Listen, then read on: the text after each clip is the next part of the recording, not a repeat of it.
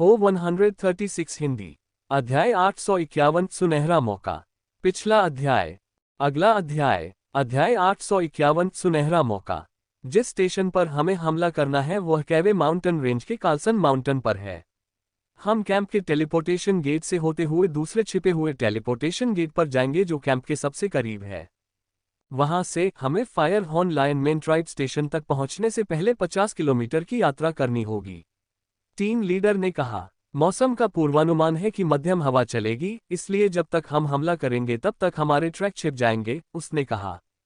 समझाते समय कमरे में कियावे पर्वत श्रृंखला का एक विशाल प्रक्षेपण दिखाई दिया और उसने हमले की रणनीति समझाना शुरू कर दिया।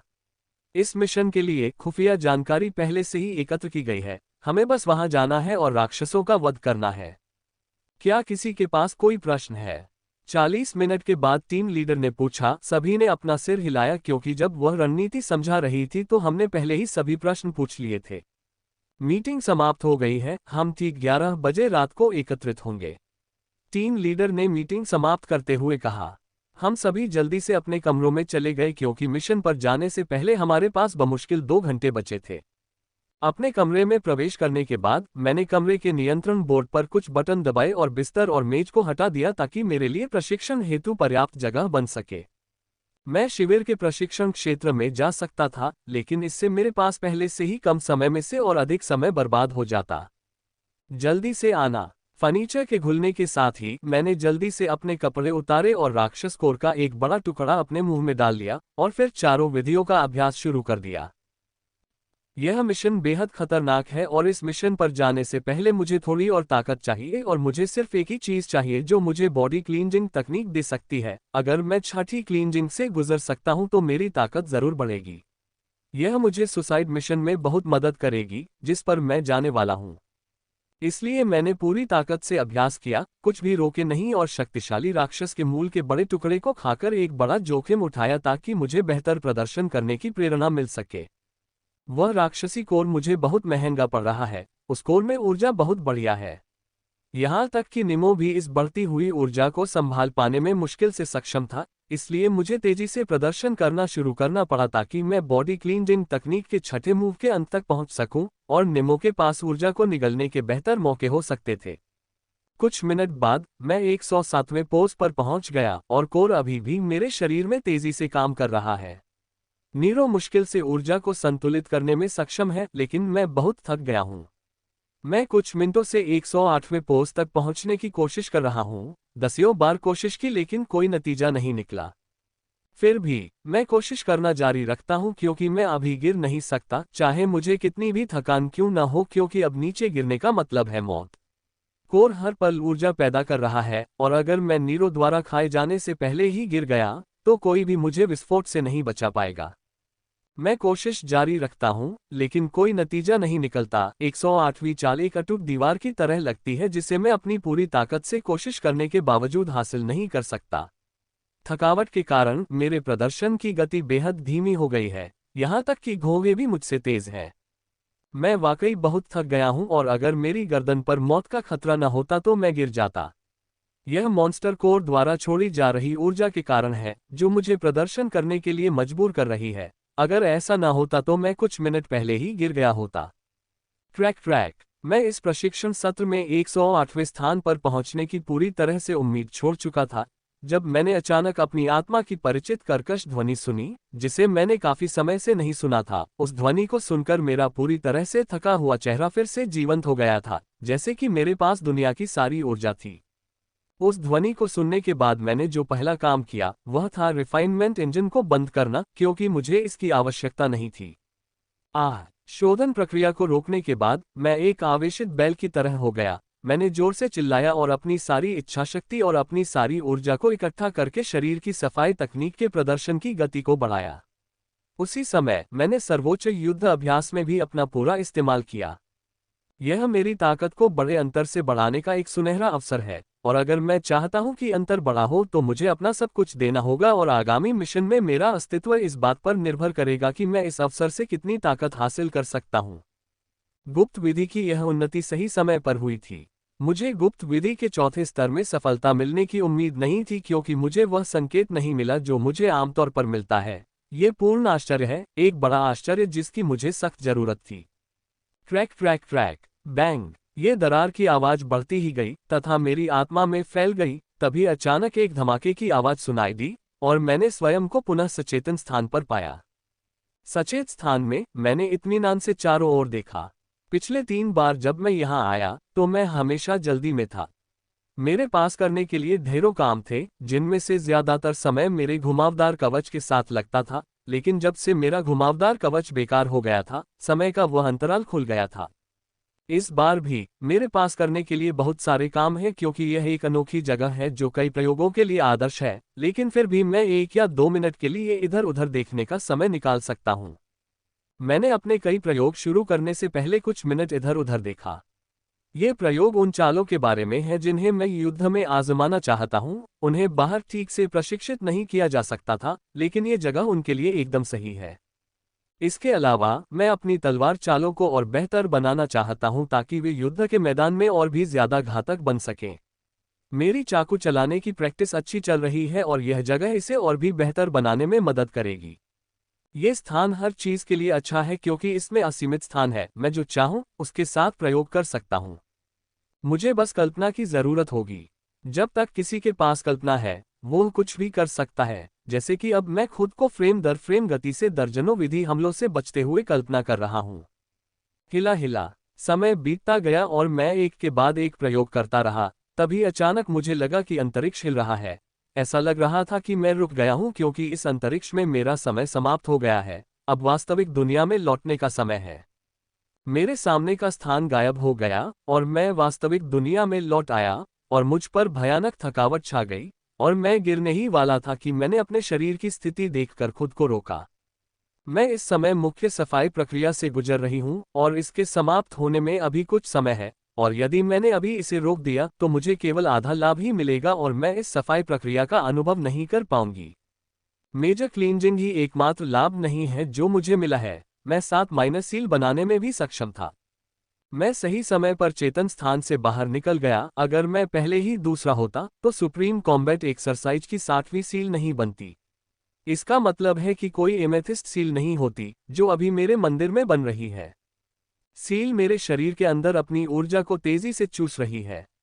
1 मिनट में ये खत्म हो जाएगा। एमेथिस्ट सील के निर्माण के लिए मुझे ऊर्जा को परिष्कृत करने की भी आवश्यकता नहीं पड़ी, क्योंकि दूसरे स्तर का भंडारण 5 से अधिक एमेथिस्ट सील की ऊर्जा आवश्यकताओं को पूरा करने के लिए पर्याप्त बड़ा है। जैसे जैसे मैं अपनी पूरी ऊर्जा के साथ शरीर शुद्धिकरण तकनीक का अभ्यास जारी रखता हूं, मैं अपने अंदर चल रही चीजों पर भी नजर रखता हूं, और तभी मुझे एक अद्भुत चीज का एहसास होता है जो मेरे थके हुए चेहरे पर दूसरी बार एक उज्ज्वल मुस्कान ला देती है। राक्षस कोर का जो बड़ा टुकड़ा मैंने खाया था उसे नीरो ने अभी भी पूरी तरह से नहीं खाया था। अभी भी उसका आधा हिस्सा बचा हुआ था। पहले मुझे राक्षस कोर का इतना बड़ा टुकड़ा खाने पर पछतावा हुआ था क्योंकि यह मेरे सिर के ऊपर गिलोटिन की तरह काम कर रहा था, लेकिन अब मैं बेहद खुश हूं कि मैंने इतना बड़ा टुकड़ा खाया। ये औषधीय ऊर्जाओं को मुक्त कर रहा है और वे पिघलकर मेरे शरीर में विलीन हो रही हैं। हालांकि उनमें से अधिकांश को नीरो ने खा लिया, फिर भी कुछ ऐसी हैं जो मेरे शरीर में विलीन हो रही हैं। ऐसा होते देख मैंने तुरंत नीरो से खाना बंद करने को कहा। मैं नीरो को रोज खाना खिला सकती थी, लेकिन मैं रोजाना इतनी ज्यादा मात्रा में ऊर्जा अपने शरीर में नहीं मिला सकती थी। ये औषधीय राक्षस का मूल है। इसके अंदर की ऊर्जा न केवल मेरी उपचार शक्ति को बढ़ा सकती है बल्कि मेरे शरीर को भी मजबूत कर सकती है, और यही मैं चाहता हूँ। मैं चाहता हूँ कि कोर की औषधीय ऊर्जा मेरे शरीर में समा जाए। ये कोर भगवान का आशीर्वाद है जो मेरी ताकत को बहुत बढ़ा देगा। पूरी प्रक्रिया के दौरान मैंने नीरो को तैयार रखा ताकि अगर औषधीय ऊर्जा नियंत्रण से बाहर हो जाए तो वह अतिरिक्त ऊर्जा खा सके।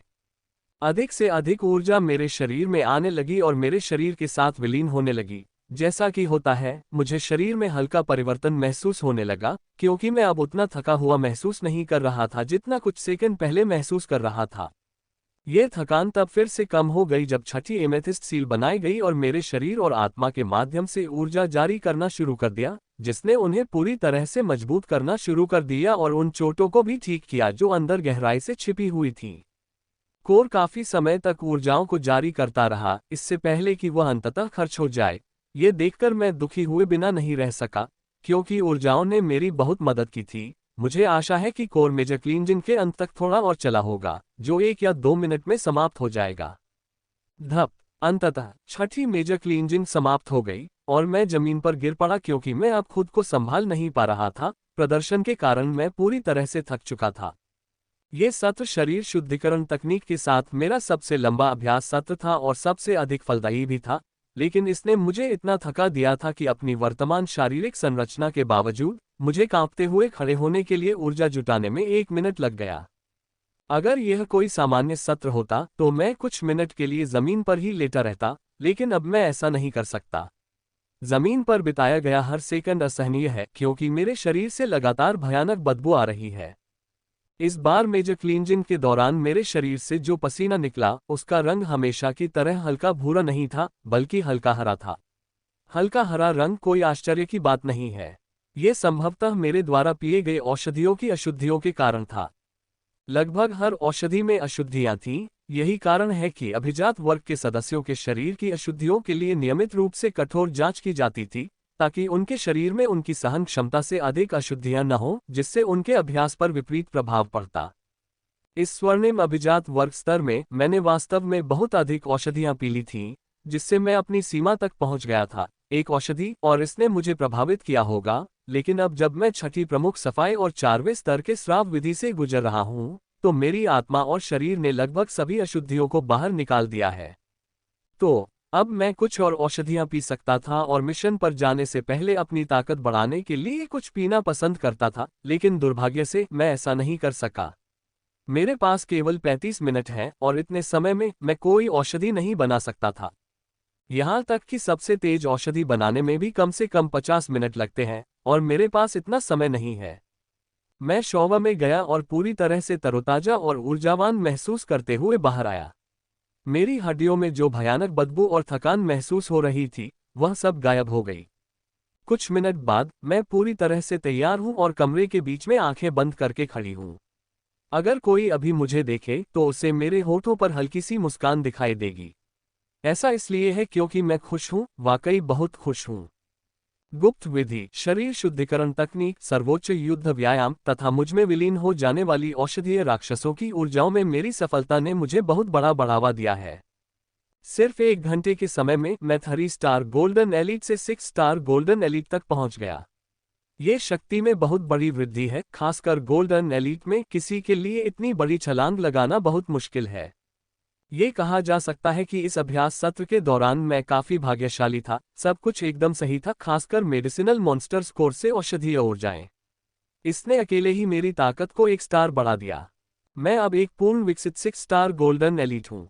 अपने टोटेम आर्टिफैक्ट से प्राप्त वृद्धि के साथ मैं 8 एलीट की शक्ति को प्रोजेक्ट कर सकता हूँ, और जब मैंने 8 एलीट की शक्ति और जब मैंने अपनी 2 रहस्यमय विधियों से प्राप्त शक्ति को इसमें जोड़ा, तो अब मैं 9 स्टार गोल्डन एलीट के खिलाफ जाने में पूरी तरह सक्षम हो गया हूं। मुझे पता था कि एक दिन ऐसा आएगा जब मेरे पास 9 सितारा अभिजात वर्ग के खिलाफ लड़ने की शक्ति होगी, लेकिन मैंने नहीं सोचा था कि यह इतनी जल्दी होगा। इतनी ताकत के साथ मैं अब अपनी टीम के मध्य स्तर में प्रवेश कर चुका हूं। मैं अब अपनी टीम के सबसे कमजोर सदस्यों में से नहीं हूं, अब मुझमें अपनी टीम के अनुभवी सदस्यों के समान ताकत है।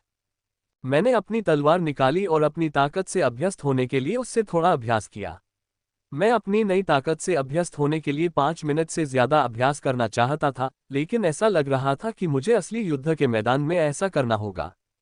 मैं अपने कमरे से बाहर निकली और अपनी टीम से मिली, जो पहले से ही मेरे कमरे के पास ही इंतजार कर रही थी। जब सभी लोग आ गए तो हम टीम लीडर के साथ चल पड़े, क्योंकि गिल्ड के टेलीपोर्टेशन गेट के नक्शे तक केवल उसी की पहुंच थी। जब मैं उस स्थान पर गया जहां टेलीपोर्टेशन गेट है, तो मेरी अभिव्यक्ति में भारी परिवर्तन आया, न केवल मेरी बल्कि अन्य लोगों की भी, क्योंकि वह हॉल जहां टेलीपोर्टेशन गेट है वास्तव में कुछ विशेष है। जिस हॉल में टेलीपोर्टेशन गेट है वह तोपों से भरा हुआ है। जहां भी देखो एक खतरनाक दिखने वाली तोप उन पर निशाना साधे खड़ी है। छोटी सी तोप भी मुझे बहुत खतरनाक एहसास करा रही है।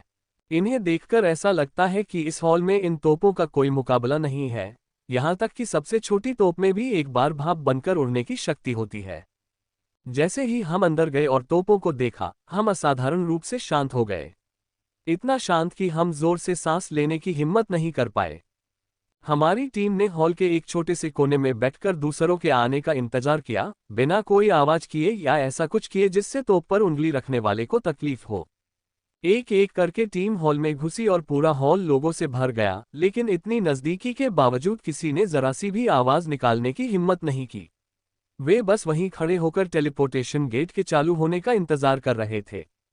कृपया टेलीपोर्टेशन गेट में प्रवेश करें, मिड-20s में आदमी ने कहा, जो सक्रिय गठन के लिए जिम्मेदार है क्योंकि उसने टेलीपोर्टेशन गेट को सक्रिय किया था। जैसे ही टेलीपोर्टेशन गेट पर पारदर्शी परत दिखाई दी, लोगों ने बिना भीड़ बनाए एक एक करके इसके अंदर प्रवेश करना शुरू कर दिया। सबसे पहले प्रवेश करने वाले लोग स्पष्ट रूप से एलीट जोड़ टीमों से थे, उसके बाद एलीट जोड़ टीमों ने प्रवेश किया। जब कुछ मिनट बाद मेरा नंबर आया और मैं भी तेजी से टेलीपोर्टेशन गेट में घुस गया। जब मैं दूसरी तरफ आया तो पाया कि यह बिल्कुल उसी हॉल जैसा है जहां से मैंने शुरुआत की थी।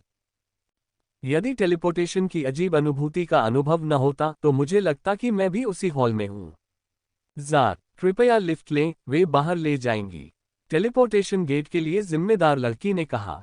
उसके कहने पर विपरीत दिशा की दीवार खुल गई और 5 बड़ी लिफ्टें दिखाई दी, जिनमें से प्रत्येक में 50 लोगों को ले जाने की क्षमता थी। पिछली बार की तरह एलीट जोड़ टीमों ने सबसे पहले लिफ्ट ली। मेरी टीम उन 2 आखिरी टीमों में से एक थी जिन्होंने सबसे आखिर में लिफ्ट ली। लिफ्ट की गति काफी तेज थी, लेकिन फिर भी हमें ऊपर पहुंचने में 1 मिनट लग गया, जिससे मुझे पता चला कि यह टेलीपोर्टेशन गेट जमीन के अंदर कितनी गहराई में है। जार, लिफ्ट का दरवाजा खुला और मैं और मेरी टीम ने खुद को बड़ी गुफा में पाया और पहली बार ठंड का एहसास हुआ। जब से हम उत्तर में आए हैं, तब से हमें ठंड से कोई संपर्क नहीं है, यहाँ पहली बार ठंड का अनुभव हो रहा है। गुफा में हमारा स्वागत करने वाला कोई नहीं था और अन्य टीमें भी वहां से चली गईं। हमारी 2 टीमों ने इधर उधर देखा और जल्दी ही रास्ता पहचान लिया तथा बिना किसी हिचकिचाहट के उस ओर चल पड़े जो हमें बाहर ले गया। मैं सही कह रहा हूँ, 5 मिनट बाद हम गुफा से बाहर आ गए। बर्फीली हवा हमारे शरीर से टकरा रही थी। बकवास, ठंड है, टॉम ने जोर से कहा। हम सभी ने तुरंत उसकी तरफ देखा, जिससे वह चुप हो गया। ये ग्रिम मॉन्स्टर का क्षेत्र है, हालांकि यहाँ उनकी संख्या बहुत ज्यादा है, फिर भी यह उनका क्षेत्र है और यहाँ जोर से आवाज करना बुद्धिमानी नहीं है। लेकिन टॉम सही कह रहा है, यहाँ बहुत ठंड है। भले ही हमारा शरीर सामान्य इंसानों से ज्यादा मजबूत हो, लेकिन यहाँ का तापमान इतना ठंडा है कि हम जमकर मर सकते हैं, जिससे अंदाजा लगाया जा सकता है कि यहाँ कितनी ठंड है। राख फ्रा ए अवेब एट ओवल अंडरस्कोर कॉम। लेकिन किसी को ठंड का एहसास ही नहीं हो रहा था। एशलिन मुझसे पूछे बिना ही बाहर आ गई और इससे पहले कि मैं उसे रोक पाता, उड़ गई। इसने मेरे साथियों की उत्सुकता भरी निगाहों को मेरी ओर आकर्षित कर दिया। वह हमें रास्ता दिखाएगी, मैंने शर्मिंदगी से कहा। मध्यम गति की हवा चल रही है, जिससे हमारे लिए 5 मीटर से ज्यादा दूर तक देखना बहुत मुश्किल हो जाता है, और चूंकि एशलिन को ऐसे ठंडे मौसम में उड़ना पसंद है, इसलिए वह हमारी गाइड बन सकती है। वह ऐसे वातावरण में एक आदर्श मार्गदर्शक है। वह छोटी है और उसका रंग चांदी जैसा है, जो उसे पृष्ठभूमि में पूरी तरह से घुलने मिलने में मदद करेगा। और सबसे महत्वपूर्ण बात यह है कि उसके पास लाल दृष्टि है, जिसकी रेंज मुझसे अधिक है, जो हमें हमारे गंतव्य तक शीघ्र पहुंचने में बहुत मदद करेगी, क्योंकि हमें भोर से पहले स्टेशन पहुंचना है। इतने व्यस्त कार्यक्रम के कारण हमें शीघ्रता से काम करना था, और मेरे साथियों ने भी इससे समझा तथा स्टेशन की ओर बढ़ने से पहले उन्होंने मेरे स्पष्टीकरण पर सिर हिलाया। हमारे पास 5 घंटे हैं, और इन 5 घंटों में हमें ऐसे पागल मौसम में गश्त कर रहे ग्रिम मॉन्स्टर्स को सचेत किए बिना 50 किलोमीटर पार करना है। ये काफी कठिन है, लेकिन हमें ये करना होगा। कुछ लोगों की जान दांव पर लगी है। प्रत्येक टीम को एक नक्शा और स्थान दिया जाता है जहां से हमें हमला करना होता है, और हमें हमले के समय से पहले अपने स्थान पर पहुंचना होता है, क्योंकि एक भी टीम की अनुपस्थिति पहले से ही खतरनाक मिशन को हमारे लिए और भी अधिक कठिन बना सकती है। हम बर्फीली हवा में अपनी सबसे तेज रफ्तार से यात्रा करते रहते हैं, एक पल के लिए भी रुके बिना। पहले तो हम रुककर नक्शा देखते थे, लेकिन जब मेरे साथियों को एहसास हुआ कि एशलिन ने हमें कितनी सटीकता से सोने का पानी चढ़ाया है, तो हमने नक्शे पर अपनी छोटी मोटी चर्चाएं पूरी तरह से बंद कर दी। एशलिन न केवल हमें सही तरीके से मार्गदर्शन करती है, बल्कि वह हमें ग्रिम मॉन्स्टर्स की मौजूदगी के बारे में भी सूचित करती है, ताकि हम उनसे पूरी तरह से बच सकें। आदेशों में कहा गया है कि हमें यदि संभव हो तो ग्रिम मॉन्स्टर्स को मारने से बचना होगा।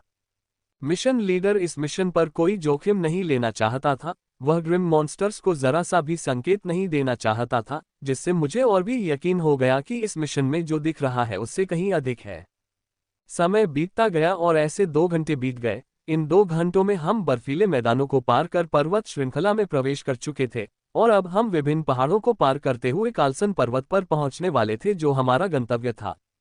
माइकल, अभी और कितना समय लगेगा? टॉम ने पूछा। ये चौथी बार था जब उसने मुझसे पूछा कि हमारे गंतव्य तक पहुंचने में कितना समय लगेगा। उसे वास्तव में ठंड बिल्कुल पसंद नहीं थी। लगभग 2 घंटे, और मैंने उसके प्रश्न का उत्तर दिया। ये सुनकर उसके चेहरे पर तनाव के भाव उभर आए, जिसे देखकर मैं मुस्कुराए बिना नहीं रह सका। इसमें 2 घंटे नहीं लगेंगे, लेकिन फिर भी मैंने जवाब दिया क्योंकि मैं टॉम के चेहरे पर भाव देखना चाहता था। हम स्टेशन पर पहुंच गए हैं, ये हमसे 2 किलोमीटर ऊपर है, मैंने 1 घंटे बाद कहा। अब से मेरे पीछे पीछे चलो, हमें अपने गंतव्य तक पहुंचने के लिए भारी गश्त से गुजरना होगा, मैंने कहा। मेरी बात सुनकर उन सभी ने सिर हिलाया। इस स्टेशन पर छद्म डिवाइस का आवरण था और यह सिंगल नहीं बल्कि डबल कवर था। धूप वाले दिन भी कोई भी स्टेशन को नहीं देख पाएगा, चाहे वह स्टेशन से 1 किलोमीटर की दूरी पर ही क्यों न हो। ये देखते हुए कि छलावरण उपकरण खेल में है, मैंने अपनी आंखें बंद कर ली और अपनी लाल दृष्टि को सक्रिय कर दिया, क्योंकि सामान्य दृष्टि का कोई उपयोग नहीं है। हम धीरे धीरे लेकिन सावधानी से सभी गश्ती दल से बचते हुए चढ़े। हमने बात करना भी बंद कर दिया और किसी भी ग्रिम मॉन्स्टर को सतर्क न करने के लिए सांकेतिक भाषा का उपयोग करना शुरू कर दिया। चढ़ाई बहुत धीमी थी और गश्ती दल को देखने के लिए हम कई बार मिनटों के लिए रुके, फिर आगे बढ़े और इस तरह 50 मिनट बीत गए और अंततः हम उस स्थान पर पहुंच गए जो हमें सौंपा गया था। माइकल, क्या तुम्हें यकीन है कि हम अपने गंतव्य तक पहुंच गए हैं? हमारे सामने चट्टानों के अलावा कुछ भी नहीं है, चार्ल्स ने पूछा जब हमने अपना स्थान ग्रहण किया। चार्ल्स से सवाल सुनकर दूसरे लोग भी अपने कान साफ करते हैं। उन्हें हमारे सामने चट्टान के अलावा कुछ नहीं दिखता। ये चट्टानें सिर्फ छलावरण है। फोराफील्ड थोड़ा खास है, इसने खास छलावरण बनाया है। अगर आप सिर्फ 3 मीटर आगे चले गए तो आप बल क्षेत्र में दुर्घटनाग्रस्त हो जाएंगे, मैंने कहा। ग्रिम मॉन्स्टर्स ने इस स्टेशन के लिए काफी कड़ी सुरक्षा व्यवस्था बना रखी है। उन्होंने न केवल छलावरण की 2 परतें लगाई हैं, बल्कि उनके पास एक विशेष बल क्षेत्र भी है जो इसे छलावरण करता है। ये 13 छलावरण है जो इस स्टेशन को छिपा रहा है। अगर यह काफी चौंकाने वाला नहीं था, तो फिर पहाड़ के भीतर बने कैंप का पूरा लाभ उठाने के बारे में क्या ख्याल है? ये कैंप एक छोटे शहर के आकार का है और इसका 30% हिस्सा बाहर है, जबकि बाकी हिस्सा पहाड़ के अंदर है। यह मेरा अनुमान नहीं है, बल्कि एशलिन का अनुमान है, क्योंकि उसकी रेंज मुझसे अधिक है। वह पूरी तरह से आश्वस्त नहीं है क्योंकि वह अपनी इंद्रियों से पूरे स्टेशन को कवर नहीं कर सकती थी। उसने यह अनुमान तब लगाया जब वह बाहरी क्षेत्र के ऊपर से उड़ रही थी। इतनी कड़ी सुरक्षा, तिहरा छद्मावरण और अन्य चीजें देखकर मुझे और भी यकीन हो गया कि यह कोई सामान्य मिशन नहीं है। इसमें कुछ गहरी बात है जिसमें हम शामिल नहीं थे। मैं अपने विचारों में खोया हुआ था जब अचानक एशलिन ने मुझसे कुछ कहा और अगले ही पल एक अलग दृश्य मेरी आंखों के सामने आ गया। वो मुझे दिखा रही थी कि वह अपनी लाल दृष्टि के माध्यम से क्या देख रही है, और ये देखकर मैं हैरान हुए बिना नहीं रह सका। ये सचमुच बहुत चौंकाने वाली बात है, और यदि यह कोई सामान्य मिशन होता तो मुझे ऐसा दृश्य देखकर खुशी होती, लेकिन अब तो मुझे और भी अधिक चिंता हो रही है। टीम लीडर, क्या आपने हमसे सब कुछ शेयर किया? मैंने पूछा। ये बहुत ही असभ्य सवाल था और मेरे अधिकार क्षेत्र से बाहर था, लेकिन एशलिन ने जो मुझे दिखाया था उसे देखने के बाद मैंने फिर भी सवाल पूछा। मेरा सवाल उस छोटी सी जगह में गूंज रहा था जहां हम बैठे थे, और मुझे हर किसी की नजरें महसूस हुईं, जिसमें मेरे बगल में बैठा टीम लीडर भी शामिल था। मैंने देखा कि वह मेरी तरफ देख रही थी, और मुझे जो गुस्सा दिख रहा था उसकी जगह मैंने जिज्ञासा देखी, जो मेरे लिए काफी आश्चर्यजनक था। माइकल, क्या तुमने कुछ नोटिस किया? टीम लीडर ने मुझे काफी देखने के बाद पूछा। हाँ, मैंने जवाब दिया। इसके विपरीत मनुष्यों की टीमें हैं जिनके पास हमारे जैसे ही शक्ति स्तर हैं, जो हमारी तरह ही प्रतीक्षा में लेटे हुए हैं, मैंने जवाब दिया। ये सुनकर टीम लीडर और अन्य लोगों के चेहरे अचानक बदल गए और वे खुद को जोर से चिल्लाने से रोक नहीं पाए। मैंने जो देखा वही ये था कि यह कैंप पहाड़ के 2 तरफ खुला था। हमने एक तरफ से और दूसरी टीमों ने दूसरी तरफ से। जब मैंने देखा कि हमारी टीमें केवल एक ही टीम पर हमला कर रही हैं, तो मुझे लगा कि वे पूरी ताकत से एक टीम पर हमला करना चाहते हैं, लेकिन ऐसा लग रहा था कि मेरा ये सोचना गलत था, क्योंकि उनकी विपरीत दिशा में अन्य टीमें प्रतीक्षा कर रही थीं। उन्होंने ग्रिम मॉन्स्टर के दोनों निकासों को कवर कर लिया है और एक भी बचने नहीं देना चाहते, लेकिन मैं इस बारे में ऐसा नहीं सोचता। मैं जिस बारे में सोच रहा हूं वह ये है कि विश्व को 1200 एलीट गोल्डन एलिट्स और एलीट प्लेटिनम्स की क्या जरूरत है। यह उस मिशन के लिए नहीं है जिसके बारे में उन्होंने हमें जानकारी दी है। मिशन अधिक से अधिक अजीब होता जा रहा है और मेरे दिल में खतरे की भावना अधिक हो गई है, क्योंकि 30,000 गोल्डन एलीट और 50 कुछ प्लेटिनम होने की खुफिया जानकारी पूरी तरह से नकली लग रही थी। मैंने इस मिशन के बारे में जो कुछ भी जाना था वह सब आप लोगों के साथ साझा किया है, लेकिन अब माइकल के खुलासे से यह बिल्कुल स्पष्ट हो गया है कि मैंने इस मिशन के बारे में जानकारी छिपाई है। टीम लीडर ने हताश होकर कहा।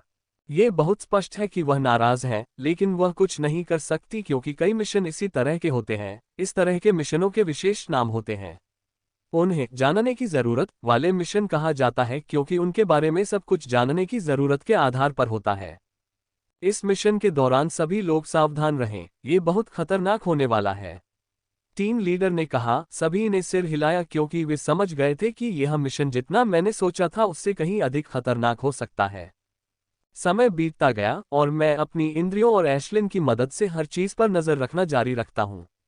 जब हमला करने के लिए 15 मिनट बचे थे तो एशलिन ने देखा कि दूसरी तरफ के सभी प्लेटिनम फोर्सफील्ड के अंदर जा रहे थे। मैंने जल्दी से उनसे हमारी तरफ के प्लेटिनम की स्थिति जांचने को कहा और जब वह हमारी तरफ आई तो उन्होंने मुझे बताया कि हमारी तरफ का प्लेटिनम भी गायब हो गया है। ये स्पष्ट है कि वह अंदर चला गया। अब मैदान पर केवल प्लेटिनम से नीचे वाले ही बचे हैं। मैंने तुरंत अपनी टीम को इस घटनाक्रम की जानकारी दी और एशलिन के क्षेत्रों में हो रहे बदलावों पर नजर रखना जारी रखा। 14 मिनट बिना किसी घटना के बीत गए और हमने अपने हथियार पुनः तैयार कर लिए तथा बल क्षेत्र के निकट चले गए तथा अंतिम क्षणों के बीच जाने की प्रतीक्षा करने लगे ताकि हम बल क्षेत्र के अंदर प्रवेश कर सकें। हम में से हर कोई बुरी तरह से डरा हुआ है, खासकर नए विकास के बाद, लेकिन हम कुछ भी नहीं कर सकते क्योंकि हमारा स्तर ऐसी चीजों के बारे में जानने के लिए पर्याप्त नहीं है। फिर भी बुरी तरह से डरे होने के बावजूद सभी के चेहरे पर दृढ़ता थी। उनके चेहरे पर झिझक का एक भी अंश नहीं था। धप धप धप मेरा दिल जोर से धड़क रहा है, मानो वह मेरी छाती से बाहर आना चाहता हो। मेरे दिल में डर तो है लेकिन साथ ही मारने का उत्साह भी है। मारने की यह भावना मेरे पागल मन से आ रही है जो ग्रिम राक्षसों पर हत्याओं का सिलसिला जारी रखना चाहता है। मैंने पागलपन को कसकर नियंत्रित किया, नहीं चाहता था कि यह समय से पहले फूट पड़े। मैंने हर लड़ाई में पागलपन का उपयोग करने की योजना नहीं बनाई थी क्योंकि मेरा हत्या नियम अभी भी नियंत्रण पर आधारित है। यह पागलपन तो बस एक पूरक है, लेकिन यह मिशन कठिन है और इस बात की काफी संभावना है कि मुझे पागलपन को बाहर निकालना पड़ा होगा। समय आ गया है, टीम लीडर ने कहा और उसने एक उंगली के आकार का उपकरण निकाला। यह एक ड्रिल है, लेकिन ये ड्रिल हमारे मिशन के दौरान इस्तेमाल की जाने वाली सामान्य ड्रिल से छोटी है। ऐसा लगता है कि उन्होंने टीम लीडर को इस मिशन के लिए कुछ नए गैजेट दिए हैं। धमाका! टीम लीडर ने उसे निकाला और उसी पोर्शन पर रखने ही वाली थी जिसे मैंने उसे लगाने के लिए कहा था। तभी अचानक एक जोरदार आवाज आई। यह इतनी तेज थी कि हमें कुछ कदम पीछे हटना पड़ा, जिससे हम सभी चौंक गए। हम फोर्स फील्ड से बाहर हैं, लेकिन फिर भी हमें कुछ कदम पीछे हटना होगा। यदि यह सामान्य शिविर में हुआ होता तो ये समझ में आता, और हमने इसका अनुभव तब किया था जब एशलिन ने ग्रिम मॉन्स्टर के टेलीपोर्टेशन गेट को उड़ा दिया था। लेकिन यह बल क्षेत्र स्टेशन का है, जो सामान्य शिविर के बल क्षेत्र से अधिक शक्तिशाली है। चल द टीम लीडर ने चिल्लाते हुए कहा कि वह जल्दी से फोर्स फील्ड के पास गई और ड्रिल को उस पर रख दिया। अगले ही पल ड्रिल के नीचे का क्षेत्र फैलने लगा और वह सामान्य दरवाजे के आकार का हो गया, जिससे हम अंदर हो रही पूरी अराजकता को देख सकते थे। अंदर पूरी तरह अराजकता है। हजारों हजारों फायर हॉर्न लायनमैन ग्रिम राक्षस पागलों की तरह दौड़ रहे हैं और कबूतरों के रूप में अपनी आंखों के सामने आने वाले किसी भी इंसान पर हमला कर रहे हैं। इन फायर हॉर्न लायनमैन की औसत ऊंचाई 7 मीटर थी और इनका शरीर सुनहरे पीले रंग का था। इनकी सबसे खास बात है सुनहरे रंग का अयाल, जो इनके क्रूर चेहरों पर अद्भुत लगता था, खासकर तब जब इसके कोने पर आग जलती थी। मुझे नहीं पता कि इन्हें गोल्डन फायर मेन लायनमैन क्यों नहीं कहा गया है, क्योंकि इनके सिर पर जलता हुआ सींग इनके सिर पर लगे सींग की तरह आकर्षक और आश्चर्यजनक नहीं है। ज्यादातर फायर हॉर्न लायनमैन 5 से 7 मीटर लंबे वॉरहैमर पकड़े हुए हैं, जिनके बड़े सिर आग से धधक रहे हैं। ये वॉरहैमर बहुत बड़े हैं। वे यहाँ किसी भी इंसान को एक साधारण दबाव से आसानी से कुचल सकते हैं। जब मैंने चारों ओर देखा तो मेरा चेहरा पीला पड़ गया, क्योंकि मैं हर जगह फायर हॉर्न लायनमैन को देख सकता था और उनकी संख्या हजारों में थी। लेकिन इससे मैं डरा नहीं, बल्कि मुझे इस बात से डर लगा कि फोर्स फील्ड में एक और फोर्स फील्ड है और वहां से फायर हॉर्न लायनमैन को निकलते हुए देखा जा सकता था। उनकी संख्या 20,000 को पार कर चुकी है और बढ़ती जा रही है। मैंने आंतरिक बल क्षेत्र को देखा, ऐसा लग रहा था कि वहां बहुत बड़ी लड़ाई चल रही है और कोई भी फायर हॉर्न लायनमैन वहां रहना नहीं चाहता था। वे प्लेटिनम हैं जो लड़ रहे हैं, और केवल वे ही ऐसा शॉकवेव बना सकते हैं जिसे बल क्षेत्र के बाहर भी सुना जा सकता है, और बूम, जिसे हमने अभी कुछ सेकंड पहले सुना है, जैसे कि टेलीपोर्टेशन गेट को नष्ट कर दिया गया हो, क्योंकि केवल वही चीज ऐसी आवाज पैदा कर सकती है। जैसे ही हम बल क्षेत्र में दाखिल हुए, हमने तुरंत ही कुछ 100 शक्तिशाली फायर हॉर्न लायनमैनों की नजर अपनी ओर आकर्षित कर ली, जो इस भाव के साथ आ रहे थे कि मैं तुम्हारा खून पीना चाहता हूं। उनका वध करो। सैकड़ों फायर हॉर्न लायनमैन को अपनी ओर आते देख टीम लीडर ने चिल्लाकर कहा कि आने वाले फायर हॉर्न लायनमैन की ओर भागो। हम उनकी ओर भागे और जल्द ही उनसे आमने सामने आ गए। पुची स्लाइस स्लाइस पुची डाई। मैंने पहले ही दूर से फायर हॉर्न लायनमैन के समूह को देखा था। जब मैं उनके करीब पहुंचा तो मेरी तलवार बवंडर बन गई। ये कटाई करने वाले जीवन की तरह चलने लगी जैसे वे घास हों। मेरी गति बहुत तेज है, लेकिन मैं अपनी विधि शक्तियों से एक कण भी ऊर्जा का उपयोग नहीं कर रहा हूं। मैं अपनी शक्ति से इन अग्निसींग वाले सिंहों को मार रहा हूं। मेरी मारक क्षमता देखकर अग्निसींग वाले सिंह घबरा गए और भागने लगे, लेकिन वे 2 कदम पीछे भी नहीं लौट पाए और मेरी तलवार से मारे गए। जब मैंने खतरा महसूस किया तो मैंने हत्या करना समाप्त कर दिया था। तभी मैंने देखा कि आग की एक बड़ी सुनामी मेरी ओर आ रही है। मुझ पर जो हमला हो रहा है वह बहुत बड़ा है। 7 फायर हॉर्न लायनमैन जो 8 सितारा गोल्डन एलीट और 9 सितारा गोल्डन एलीट है, ने मुझ पर आग उगल दी थी। यह मेरा पहला मौका है जब मैं इस तरह के हमले का सामना कर रहा हूं। यहां तक कि जब मैंने 100 मीटर लंबे राक्षसों के खिलाफ लड़ाई लड़ी थी तब भी मुझ पर इस तरह का हमला नहीं हुआ था, जैसा कि अभी मुझ पर हमला हो रहा है। और इस तरह के हमले का सामना करते हुए मैं थोड़ा उत्साहित हूं। एकमात्र अफसोस की बात यह है कि यह हमला काफी कमजोर है। ये सामान्य अर्थों में कमजोर नहीं है, क्योंकि यह आग की सुनामी जो मेरी ओर आ रही है मुझे राख में बदल सकती है। मेरा मतलब है कि यह बचने के मामले में कमजोर है। इस हमले से मैं आसानी से बच सकता हूं। सुप सुप सुप। मैंने जो किया वह ये कि मैंने आग की सुनामी को अपने से 1 मीटर नजदीक आने दिया, इससे पहले कि मैं अपनी दोनों विधि शक्तियों से सुसज्जित 7 चाकुओं को आग की आड़ में 7 फायर हॉर्न लाइनमैन पर फेंकता। और उसी समय मैं अत्यंत तेजी से आगे बढ़ा और हमले को आसानी से टाल दिया। ध्यान रहे, पुच पुच पुच। ऐसा प्रतीत हुआ कि 2 9 सितारा golden elite fire horn lineman ने मेरे हमले को भांप लिया था और 8 सितारा golden elite fire horn lineman को चेतावनी देते हुए चिल्लाए, लेकिन दुर्भाग्यवश मेरे चाकू उनसे कहीं अधिक तेज थे। सभी 5 8 सितारा स्वर्ण अभिजात वर्ग की खोपड़ी मेरे चाकुओं से छेद दी गई, जबकि 9 सितारा अभिजात वर्ग ने अपने विशाल वारहैमर के साथ उनका बचाव किया। इंसान। दोनों 9 सितारा गोल्डन एलीट फायर हॉर्न लायनमैन ने दहाड़ते हुए मुझ पर हमला किया। दोनों ने तुरंत अपनी मेथड क्षमताएं सक्रिय कर ली थीं, जिनमें से एक में स्पीड टाइप मेथड क्षमता थी, जबकि अन्य में शुद्ध स्ट्रेंथ टाइप मिस्टिक क्षमता थी। जुब लानत है। एक फायर हॉर्न लायनमैन तुरंत मेरे पास आया और उसने अपना हथौड़ा मुझ पर घुमाया। उसकी गति इतनी तेज थी कि मैं मुश्किल से उसे नोटिस कर पाया और मैंने उसके वारहैमर को कुछ इंच की दूरी से चकमा दिया, लेकिन मैं फिर भी 9 सितारा गोल्डन एलिट फायर हॉर्न लायनमैन हथौड़े से निकल रही आग की तेज लपटों से घायल हो गया। मुझे उसके हमले से बचते देख वह काफी हैरान था, लेकिन इससे वह पहले से कहीं ज्यादा तेज गति से दूसरा हमला करने से नहीं रुका। मैं सिर्फ धुंधलापन ही देख पा रहा था। जुब इस बार मैं इसकी गति के लिए तैयार था और हमले को चकमा दे दिया, लेकिन हमले को चकमा देते हुए मैंने पाया कि एक और शक्तिशाली हमला मेरी ओर आ रहा है। ऐसा हमला देखकर मुझे पता है कि अगर यह हमला मुझे लगा तो मैं तोप से गिरे तरबूज की तरह फट जाऊंगा। सैप हमले को देखते हुए मैंने तुरंत अपनी पीठ को झुकाया और उस वारहैमर से बच निकला जो मेरे सिर की ओर आ रहा था, लेकिन मुझे कोई राहत नहीं मिली क्योंकि तेज गति से आ रहे वारहैमर ने फिर हमला किया, जिसे मैंने हवा में घूमकर टाल दिया। बकवास, यह क्या है? मैंने सोचा था कि 8 सितारा गोल्डन एलीट की शक्ति के साथ मैं 9 सितारा गोल्डन एलीट के खिलाफ आराम से लड़ पाऊंगा, लेकिन मेरे आश्चर्य की बात है कि मैं उनके खिलाफ मुश्किल से बच पा रहा हूं। ये 9 सितारा गोल्डन एलीट फायर हॉर्न लायनमैन सामान्य 9 सितारा गोल्डन एलीट से ज्यादा शक्तिशाली हैं।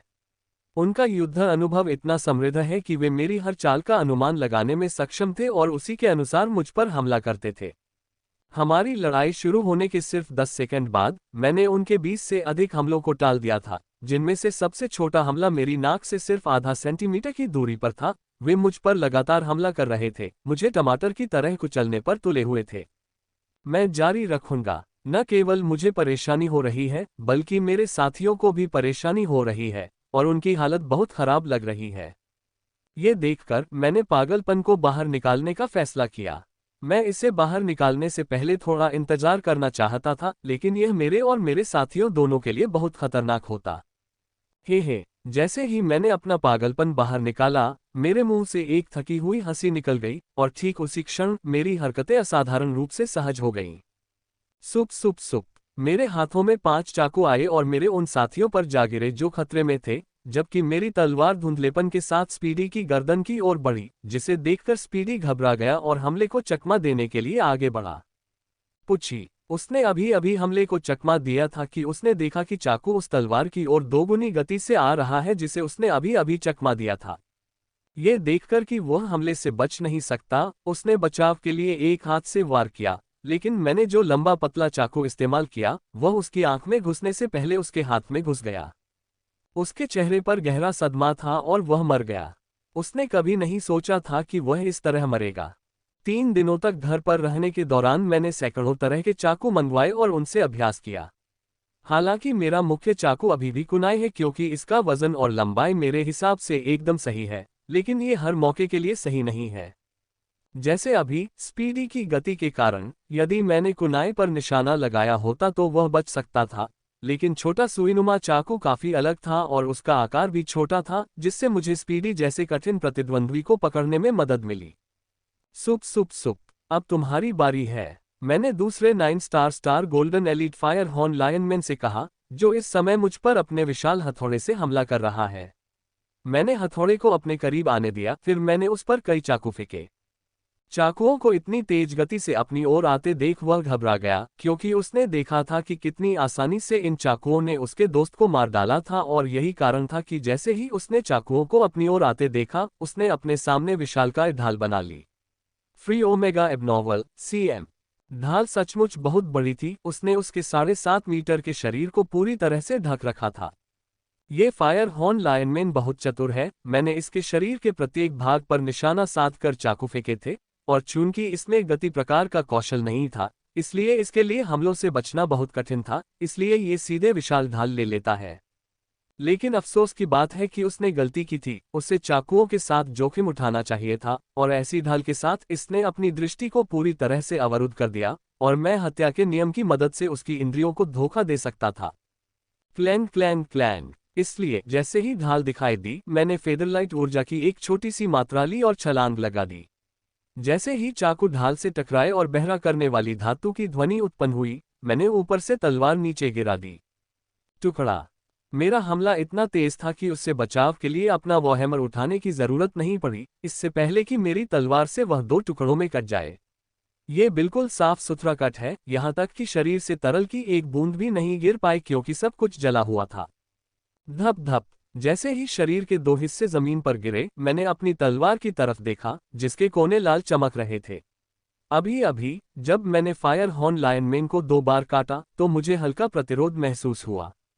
जब से मैंने अपने टोटेन आर्टिफैक्ट में जादू को सक्रिय किया है, तब से मुझे किसी भी चीज को काटते समय कभी कोई प्रतिरोध महसूस नहीं हुआ है। फिर भी इस बार जब मेरी तलवार ने 9 star golden elite fire horn lineman के मांस को काटा, तो मेरी तलवार को हल्का प्रतिरोध महसूस हुआ। ऐसा लगता है कि 9 स्टार गोल्डन एलीट मेरी तलवार की वर्तमान सीमा है, और यदि मैं पहले की तरह सुचारू काटने की शक्ति चाहता हूं, तो मुझे अपने टोटेम आर्टिफैक्ट्स जादू की शक्ति को बढ़ाना होगा, जो कहना आसान है लेकिन करना मुश्किल है। केवल 2 ही तरीके हैं जिनसे मैं अपनी जादू की शक्ति को बढ़ा सकता हूं, एक है अपनी क्षमता को उन्नत करना और दूसरा है अपनी नियम शक्ति को उन्नत करना। दोनों ही विकल्प मेरे वर्तमान स्वरूप के लिए काफी दूर की बात लगती थी। उन्हें मारे हुए मुझे अभी 3-2 सेकंड ही हुए थे कि मैंने फायर हॉर्न लायनमैनों के एक और समूह को तेजी से मेरी ओर आते देखा। मेरे चेहरे पर अजीब सी मुस्कान तब और चमक उठी जब मैंने देखा कि 6 फायर हॉर्न लायनमैन मेरी ओर आ रहे हैं, और वे सभी 9 स्टार गोल्डन एलीट हैं। जिन 2 स्टार गोल्डन एलीट को मैंने मारा था उन्हें मारना पहले से ही काफी कठिन था और अब 6 अन्य उसके ऊपर आ गए। ये ठीक होता यदि ये 9 सितारा स्वर्ण अभिजात वर्ग सामान्य होते, लेकिन ये युद्ध में कठोर हैं तथा अब तक मेरे सामने आए सामान्य 9 सितारा स्वर्ण अभिजात वर्ग से अधिक शक्तिशाली हैं। हे, मैंने उनके मुझ पर आक्रमण करने का इंतजार नहीं किया, इसके बजाय मैं उनकी ओर बढ़ा और अपने साथियों तथा खतरे में पड़े अन्य लोगों की ओर कुछ चाकू फेंके, और हमेशा की तरह सभी चाकू अपने निशाने पर लगे। इंसान अग्निहोत्र सिंह पुरुष जो मुझे उनकी ओर आते देखकर आश्चर्यचकित थे, उनके चेहरे पर क्रोध आ गया जब उन्होंने मुझे उनकी ओर आते हुए अन्य लोगों को मारते देखा। वे काफी क्रोधित हैं, इसलिए नहीं कि मैंने उनकी आंखों के सामने एक निम्न स्तर के फायर हॉर्न लायनमैन को मार डाला, बल्कि इसलिए कि मैंने उन्हें उनकी आंखों के सामने मार डाला। उनका अभिमान ये देखकर आहत हुआ कि मैं उन्हें वह सम्मान नहीं दे रहा जिसके वे हकदार हैं। जैप सुप सुप जैप। यही कारण है कि 6 फायर हॉर्न लायनमैन में से 4 ने मुझ पर हमला किया, और उनका हमला कोई सामान्य हमला नहीं था, बल्कि एक विधि हमला था जो अगर मुझे लगता तो सीधे मुझे मार सकता था। हे, उनका हमला मुझ पर आता देख मैं पागलों की तरह हंसने लगा और मैंने और भी ज्यादा पंख जैसी ऊर्जा ली और उनके हमलों में कूद पड़ा, जिससे वे बुरी तरह चौंक गए। ये स्पष्ट रूप से पागलपन है। यहाँ कोई भी 9 सितारा गोल्डन एलीट के विधि हमले के बीच कूदने की हिम्मत नहीं करेगा। वे गोल्डन एलीट के शिखर हैं और उनके हमले अतुलनीय हैं। 8 सितारा एलीट भी उनके सामने चींटी कहला सकते हैं, वे इतने शक्तिशाली हैं और मैं उनके हमलों के बीच कूद रहा हूँ। ये स्पष्ट रूप से आत्महत्या है। इससे पहले मैंने ऐसा कितनी ही बार किया हो, यदि मुझ में आत्मविश्वास ना होता तो मैं अपने पागलपन में भी ऐसा करने का साहस न कर पाता। इससे पहले चेतन अंतरिक्ष में मैंने कई उत्तेजनाओं का अनुभव किया और उनसे गुजरने का सही तरीका ढूंढ लिया। यह उनके कारण ही था कि मुझे उनके हमलों में इतनी खतरनाक छलांग लगाने का आत्मविश्वास मिला। जैसे ही मैं हमले के दौरान छलांग लगा रहा था, मेरे हाथों में 4 सुई वाले चाकू आ गए और 9 सितारा गोल्डन एलिट्स की ओर बढ़ गए। मैंने उन पर सिर्फ इसलिए हमला किया क्योंकि वे ही ऐसे लोग हैं जो मेरे उनके हमलों में छलांग लगाने से सबसे ज्यादा हैरान हैं। पुची पुची पुची क्लैंग। मेरे हमलों ने उन्हें मारा इससे पहले कि मैं उनके हमले से बाहर निकलता। ये हमला सही नहीं था क्योंकि कोई भी बचाव करने में सक्षम था, लेकिन मैं अभी भी खुश हूं कि मैं एक ही हमले के माध्यम से 3 9 सितारा गोल्डन एलाइट्स को मार सकता था। तुम दुष्ट प्राणी हो, एक 9 सितारा गोल्डन एलिट फायर हॉर्न लायनमैन ने कहा, जैसे ही वह तेजी से मेरी ओर आया, जैसे कि वह टेलीपोर्ट हो गया हो और उसने क्रोध में अपने विशाल वॉरहैमर को मेरी ओर घुमाया हो। इस कमीने ने अभी अपनी गति कौशल को छुपाया था और जब मैं हमले से बाहर निकला तो उसने सही समय पर इसका इस्तेमाल किया। जुब। हे, अपने ऊपर उसका हमला होते देख मैंने फेदरलाइट ऊर्जा की एक अच्छी खुराक ली और अत्यंत तेज गति से घूमने लगा।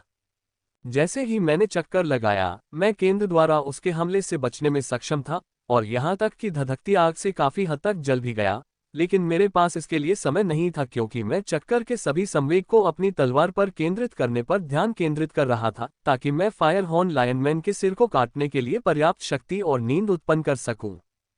टुकड़ा। उसने हमले से बचने की कोशिश की थी और लगभग बच गया था क्योंकि मैं उसका सिर पूरी तरह से नहीं काट पाया था। केवल 1 सेंटीमीटर त्वचा बची थी जो उसकी बाहरी त्वचा के कारण कोई मायने नहीं रखती थी। वह कुछ ही क्षण में मर गया था। मैंने उसका सिर काट दिया। पुच पुच। जैसे ही मैंने सिर काटना समाप्त किया, मैंने 2 9 सितारा गोल्डन एलिट पर 2 चाकू फेंके और मैंने उनमें बहुत सारी विधि ऊर्जा जोड़ दी और परिणाम अच्छे थे क्योंकि मेरे द्वारा फेंके गए दोनों चाकू 2 फायर हॉर्न लायनमैन की खोपड़ी को भेदने में सक्षम थे। जब मैंने 6 9 star golden elite fire horn lineman के साथ काम समाप्त किया, तो उनका एक और समूह था और यह बड़ा था, और उसके बाद यह एक और था जो पहले से बड़ा था। अधिक से अधिक राक्षस आते रहे और मैं उन्हें मारता रहा। हर मिनट कम से कम 10 फायर हॉर्न लायनमैन को मारता रहा और यह मेरी सबसे कम संख्या है। freewebnovel.com। समय के साथ फायर हॉर्न लायनमैन की संख्या बढ़ने के बजाय बढ़ती गई, लेकिन मैं ग्रिम मॉन्स्टर्स से लड़ता रहा। मेरा अनुभव भी बढ़ता गया और मेरी ताकत पर पकड़ भी बढ़ती गई। अचानक शक्ति बढ़ जाने के कारण पहले तो मुझे इसे पूरी तरह से नियंत्रित करने में थोड़ी परेशानी हुई, लेकिन 5 मिनट के भीतर ही जीवन और मौत के बीच लगातार संघर्ष शुरू हो गया। स्टेशन के हर कोने पर लड़ाई चल रही है और प्रत्येक मनुष्य कम से कम 20 फायर हॉर्न लायनमैन के खिलाफ लड़ रहा है। फिर भी मनुष्य बहुत अच्छा कर रहे हैं। इन पिछले 20 मिनटों में मैंने केवल एक मनुष्य को फायर हॉर्न लायनमैन के वारहैमर द्वारा कुचलते देखा था। इतने सारे ग्रिम राक्षसों को देखकर मनुष्यों के अंदर लड़ने की भावना चमक उठी। हर इंसान ग्रिम मॉन्स्टर्स के खिलाफ अपनी पूरी ताकत से लड़ रहा है, यहाँ तक कि सबसे शर्मनाक रणनीति का भी इस्तेमाल कर रहा है। ऐसा लगता है कि उन्हें ग्रिम मॉन्स्टर्स को मारने के अलावा किसी और चीज की परवाह नहीं थी। यद्यपि हम फायर हॉर्न लायनमैन को मार रहे हैं, फिर भी हम पर दबाव बढ़ता जा रहा है, क्योंकि अधिक से अधिक ग्रिम राक्षस पता नहीं कहां से आ रहे हैं और इससे हम पर दबाव और भी अधिक बढ़ने लगा है। लेकिन हम कुछ नहीं कर सकते सिवाय इसके कि हम लड़ें, अपनी पूरी ताकत से लड़ें। मैं भी यही कर रहा हूं। अब मैं 22 9 स्टार गोल्डन एलिटो के समूह द्वारा घेर लिया गया हूं और वे हर कोण से मुझ पर हमले कर रहे हैं, मुझे हमला करने का कोई मौका नहीं दे रहे हैं। इतने शक्तिशाली ग्रिम राक्षसों से घिरे होने के बावजूद मेरे चेहरे पर अजीब सा भाव है, जो दबाव के साथ बड़ा हो जाता है और अभी यह काफी चमकीला है, इसलिए कोई कल्पना कर सकता है कि मैं इस समय कितना दबाव महसूस कर रहा हूं। मेरी मुस्कुराहट से ग्रिम मॉन्स्टर्स को काफी चिढ़ हो रही थी। न केवल फायर हॉर्न लायनमैन बल्कि अन्य ग्रिम मॉन्स्टर्स जिनसे मैंने लड़ाई की थी, वे भी मेरी मुस्कुराहट से चिढ़ गए और मुझ पर और भी अधिक क्रोध के साथ हमला कर दिया। समय बीतता गया और कुछ ही मिनटों में मैं 29 सितारा गोल्डन एलीट को सफलतापूर्वक खत्म करने में सक्षम हो गया, लेकिन कुछ सेकंड बाद मुझे फायर हॉर्न लाइनमैन के एक और समूह ने घेर लिया, जो पिछले वाले से थोड़ा बड़ा था। मैं उससे लड़ता रहता हूं और लड़ते हुए मैं युद्ध के मैदान की एक झलक भी देखूंगा, हालांकि मैं अपनी इंद्रियों के जरिए उन्हें लड़ते हुए देख सकता हूं। मेरी इंद्रियों की सीमा सीमित है, वे मुझे सब कुछ नहीं दिखा सकती, जैसे कि दूसरे गुंबद में क्या हो रहा है। वहां प्लेटिनम की एक तीव्र लड़ाई चल रही है, लेकिन मैं कुछ भी नहीं देख पा रहा था, सिवाय गड़गड़ाहट की आवाजों के जो बल क्षेत्र द्वारा दबी हुई थी। सच कहूं तो मैं वास्तव में देखना चाहता हूं कि वहां क्या चल रहा है। मुझे लगता है कि मिशन का वास्तविक सार यह है कि हम यहां केवल उन चींटियों से निपटने के लिए हैं जो प्लेटिनम के लिए थोड़ी परेशानी पैदा करती हैं। समय बीतता गया और सिर्फ आधे घंटे में ही हमने 20,000 से ज्यादा फायर हॉर्न लायनमैन को मार गिराया। युद्ध के मैदान में हर जगह उनके शव दिखाई दे रहे थे, लेकिन फिर भी जिंदा शवों और मृतकों की संख्या ज्यादा थी। मेरे अनुमान के अनुसार इस स्टेशन पर लगभग 60,000 से 70,000 फायर हॉर्न लायनमैन होने चाहिए, जो कि एक स्टेशन पर अपेक्षित संख्या से कहीं अधिक है। ग्रिम मॉन्स्टर के स्टेशन में अधिकतम 50,000 ग्रिम मॉन्स्टर हैं, इसलिए स्थानों को छोटे गैरिसन के रूप में गिना जाना चाहिए। केवल गैरिसन में ही 50,000 से ज्यादा ग्रिम मॉन्स्टर हैं। मुझे उम्मीद नहीं थी कि हम जिस स्टेशन पर लड़ रहे हैं वह गैरिसन है। खैर, अगर हम बच गए तो इस मिशन को पूरा करने पर हमें मिलने वाले पॉइंट मेरी कल्पना से कहीं ज्यादा होंगे। मैं 9 स्टार गोल्डन एलिट्स को मारते समय पॉइंट्स के बारे में सपना देख रहा था, तभी मुझे अचानक एक शक्तिशाली आभा का एहसास हुआ जो मेरे बहुत करीब आ रही थी। यह इतनी शक्तिशाली थी कि इसने मुझे और फायर हॉर्न लायनमैन को, जिनसे मैं लड़ रहा था, थोड़ा कांपने पर मजबूर कर दिया। प्लेटिनम, मैंने मन ही मन कहा, यह आभा केवल प्लेटिनम की हो सकती है, और इसका स्वाद देखकर यह मानव से स्पष्ट है। प्लेटिनम की आभा को महसूस करते हुए मैंने तुरंत अपनी इंद्रियों को उस व्यक्ति पर केंद्रित कर दिया, लेकिन जब मैंने उस व्यक्ति को देखा तो मैं काफी आश्चर्यचकित हुआ, क्योंकि मैं इस व्यक्ति से परिचित था। Team leader. हाँ, हमारी टीम लीडर ने इस लड़ाई के बीच में ही प्लेटिनम तक पहुंचने में सफलता प्राप्त कर ली थी। ये बहुत ही सौभाग्य की बात है। प्लेटिनम बनना बहुत कठिन है, लेकिन टीम लीडर बन गई थी और वह संपर्क में आ गई थी। जैसे ही उसकी आभा स्थिर हुई, उसके हाथ धुंधले हो गए और टीम लीडर के सामने सुनहरी रेखाएं उभरने लगीं। सुनहरी रेखाएं इतनी तेज थीं कि मैं उनकी धुंधली छवि को मुश्किल से ही पकड़ पाया। पुच पुच पुच, सुनहरी रेखाएं अग्नि हॉर्न सिंह पुरुषों पर गिरने लगीं, और जैसे ही सुनहरी रेखाएं उन्हें छूतीं, वे जमीन पर गिरने से पहले स्थिर हो जाते। एक के बाद एक अग्नि हॉर्न सिंह पुरुष जमीन पर गिरने लगे। टीम लीडर ने प्रति मिनट सैकड़ों फायर हॉर्न लायनमैन को मार गिराया, और वह भी कुछ ही मिनटों में। उसने हमारे आसपास के सभी ग्रिम मॉन्स्टर्स को खत्म कर दिया था, जिनमें वे भी शामिल थे जिनसे मैं लड़ रहा था। 5 मिनट से भी कम समय में उसने 1000 से ज्यादा ग्रिम मॉन्स्टर्स का सफाया कर दिया था। ये प्लेटिनम की शक्ति है, और उसका ऐसा अद्भुत कौशल देखकर प्लेटिनम बनने की मेरी प्यास और भी बढ़ गई। मैंने सोचा था कि टीम लीडर बाहरी गुंबद में ग्रिम मॉन्स्टर को मारना जारी रखेगी, लेकिन अपनी हत्या समाप्त करने के बाद वह आंतरिक गुंबद की ओर बढ़ गई। उसके भीतरी गुंबद में जाने के बाद हमें आधे मिनट के लिए आराम मिला। किसी भी ग्रिम मॉन्स्टर ने हमला नहीं किया, इससे पहले कि हम एक बार फिर से उनसे घिर गए और हमने उनके खिलाफ जी जान से लड़ना शुरू कर दिया। लड़ाई शुरू हुए 2 घंटे बीत चुके हैं और हमने 70,000 से अधिक ग्रिम राक्षसों को मार डाला है, लेकिन मैदान पर अभी भी बड़ी संख्या में ग्रिम राक्षस मौजूद हैं। उनकी संख्या देखकर युद्ध के मैदान में मौजूद हर कोई निश्चित है कि आंतरिक गुंबद में एक सक्रिय टेलीपोर्टेशन गेट है। जब तक इसे नष्ट नहीं किया जाता, ग्रिम राक्षस आते रहेंगे। लेकिन हम इसे नष्ट नहीं कर सके। टेलीपोर्टेशन गेट आंतरिक गुंबद में है और इसके अंदर मौजूद प्लेटिनम इसे नष्ट कर सकता है। मुझे उम्मीद है कि वे जल्द ही ऐसा करेंगे क्योंकि हम पर भारी भार लादने वाले ग्रिम राक्षसों की भारी संख्या से लड़ रहे हैं। अगर यह कुछ घंटों तक जारी रहा तो इन ग्रिम राक्षसों से लड़ने के लिए कोई भी इंसान जीवित नहीं बचेगा। मैंने लड़ाई जारी रखी और समय के साथ मेरे हमले और भी ज्यादा पागल करने वाले हो गए और इसके साथ ही मेरी हत्या करने की क्षमता भी बढ़ गई। मेरी हत्या इतनी तेज हो गई कि मुझे 9 स्टार गोल्डन एलीट की एक बड़ी टीम को खत्म करने में सिर्फ 1 मिनट लगा। टुकड़ा। मैंने उस समूह के अंतिम फायर हॉर्न लायनमैन की गर्दन काट दी जिसके साथ मैं लड़ रहा था और ग्रिम मॉन्स्टर के दूसरे समूह की तलाश में जाने वाला था। तभी मैंने अचानक कुछ ऐसा देखा जिसने मेरी आंखों को सुई की तरह तेज कर दिया और यहां तक कि मेरे अंदर का पागलपन भी एक क्षण के लिए पूरी तरह से शांत हो गया, लेकिन फिर और भी मजबूत भावनाओं के साथ फूट पड़ा। प्रेत। वहां कुछ दूरी पर जहां मेरी इंद्रियां छिप नहीं सकी, मैंने एक अग्निहॉर्न लायनमैन को प्रेत प्रकार की रहस्यमय विधि का प्रयोग करते देखा। रहस्यवादी पद्धतियों के कई प्रकार हैं, अथाह प्रकार रहस्यवादी पद्धति के बारे में समझ को समाहित कर सकते हैं। हम जिस मिस्टिक विधि का उपयोग करते हैं वह सामान्य प्रकार की है। यहां तक कि लाइट फेदर, जिसमें स्पीड जोड़ मूवमेंट का उपयोग किया जाता है, इन फैंटम और अन्य अत्यंत दुर्लभ प्रकार की मिस्टिक विधि के सामने आम है। जब मैंने फायर हॉर्न लायनमैन को फैंटम विधि का उपयोग करते देखा तो मेरा दिल लड़ाई की भावना से जलने लगा। मैंने अपने साथियों की ओर एक नज़र डाली और देखा कि वे ठीक हैं और खुद को संभालने में सक्षम होंगे। मैं चेहरे पर एक पागल मुस्कान के साथ फैंटम की ओर बढ़ गया। जैसे ही मैं उसके करीब गया, मैंने देखा कि 3 मानव 9 सितारा गोल्डन एलीट उससे लड़ रहे थे और उनकी हालत ठीक नहीं लग रही थी। ऐसा लग रहा था कि वे उस पर एक खरोंच भी नहीं लगा पाए थे, जबकि वह उनके बराबर ही था। गर्जन। उसने जोर से दहाड़कर फिर से बड़े तीखे पंजों से हमला किया, जिससे एक मानव ने विशाल ढाल का उपयोग करके बचाव करने की कोशिश की, लेकिन वह तोप के गोले की तरह फट गया।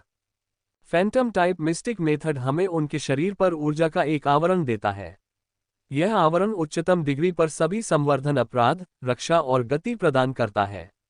इसमें सभी बुनियादी मिस्टिक मेथड एक में हैं। फायर हॉर्न लायनमैन जिस फैंटम विधि का उपयोग कर रहा है वह उसे फैंटम लान के रूप में ऊर्जा कवर प्रदान करती है। ये फैंटम शेर 13 मीटर लंबा है और इसका शरीर बहुत ही मांसल है, जिस पर आग की एक रेखा फैली हुई है। इस वजह से यह फैंटम शेर बहुत ही खतरनाक और शानदार दिखाई देता है। अब वह उस इंसान की ओर धुंधली छलांग लगा चुका था जिसे उसने अभी अभी फेंका था। उसके बहुत तीखे पंजे बाहर थे और यह बहुत स्पष्ट था कि वह उनका उपयोग करके क्या करने की कोशिश कर रहा था। अन्य मनुष्य उसे रोकने के लिए आगे बढ़ते हैं, लेकिन वे बहुत धीमे हैं। प्रेत शेर की गति इतनी तेज है कि जब वे अपने दोस्त के पास पहुंचेंगे तो वह पहले से ही टुकड़ों में बिखरा हुआ होगा। भाड़ में जाओ। मैं प्रेत सिंह के सामने आया और अपनी तलवार को उसके पंजों पर घुमाया। मेरा ये हमला सामान्य नहीं था, इसमें न केवल मेरी सारी ताकत थी बल्कि काली रेत का आवरण भी था जो मैंने इतने दिनों के बाद किया था, क्योंकि मेरी तलवार का जादू किसी भी चीज को काटने के लिए पर्याप्त है। लेकिन इस हमले के लिए मुझे ये करना होगा। यह मेरे द्वारा अब तक झेला गया सबसे खतरनाक हमला है और अगर मैंने अपना सर्वश्रेष्ठ नहीं दिया तो मुझे इसकी भारी कीमत चुकानी पड़ेगी। गर्जन। मेरा श्राप सुनकर उसकी आंखें चमकीली लाल हो गईं और वह क्रोध से दहाड़ने लगा तथा अपने पंजों की शक्ति बढ़ा दी। वह मुझे 1000 टुकड़ों में काटना चाहता था। झनकार। अंततः उसके पंजे और मेरी तलवार आपस में टकराए और मैंने सोचा कि वह इसे काट देगा, लेकिन मुझे यह देखकर आश्चर्य हुआ कि मेरी तलवार किसी धातु से टकरा गई। जैसे ही यह घटना घटी, मैंने प्रेत शेर के क्रूर चेहरे पर एक चालाक मुस्कान देखी, लेकिन मुझे इसके बारे में सोचने का समय नहीं मिला। अगले ही क्षण भारी मात्रा में बल मेरी ओर आ रहा था। उस बल का अधिकांश भाग मेरी तलवार द्वारा रोक लिया गया, लेकिन फिर भी उसका 1/4 भाग अंदर आया और मेरे अंदरूनी हिस्से को नष्ट कर दिया। स्पष्ट मेरी स्किन के दौरान खून के छींटे सुनाई दे रहे थे और खून फव्वारे की तरह मेरे अंदर से निकल रहा था। मैंने तैयारी कर ली थी, अपने शरीर को आंतरिक रूप से शासन शक्तियों और गुप्त ऊर्जा से ढक लिया था, लेकिन ऐसा लग रहा था कि यह पर्याप्त नहीं था। हे, अभी भी अपने ऊपर हो रहे इस हमले को महसूस करते हुए मैं 1 इंच भी नहीं हिला। इसके बजाय मैंने एक पागल हंसी निकाली और अपने मुंह में डाली गई कई उपचारात्मक दवाओं को चबाने लगा। फ्रे ए वेब नॉवल कॉम। इसकी तुलना में मेरा शरीर भले ही कमजोर हो, लेकिन मेरी उपचार शक्ति काफी अच्छी है, विशेष रूप से औषधीय ऊर्जा की प्रचुर मात्रा के साथ संयोजन के बाद। अगर मैंने उपचार की दवा नहीं खाई होती तो भी मैं कुछ ही मिनटों में अपनी चोटों से ठीक हो जाता। हालांकि मेरी उपचार शक्ति बहुत बढ़िया है, फिर भी इसकी तुलना ग्रिम मॉन्स्टर से नहीं की जा सकती। गर्जन। उसने बहुत तेज दहाड़ लगाए और फिर से गुस्से में हमला किया। मैंने भी पीछे हटकर हमला नहीं किया। अब जब मुझे उसकी ताकत का बेहतर अनुभव हो गया था तो मैं उससे बेहतर तरीके से निपट नहीं सकता था। Clang clang clang. उसने क्रोध में मुझ पर हमला करना शुरू कर दिया, अपने शरीर के हर हिस्से का इस्तेमाल किया, सिर से लेकर नुकीली पूंछ तक, और अपने विशाल शरीर के बावजूद बहुत फुर्तीला होने के कारण उसने मुझे इसकी किसी भी कमजोरी पर हमला करने का कोई मौका नहीं दिया।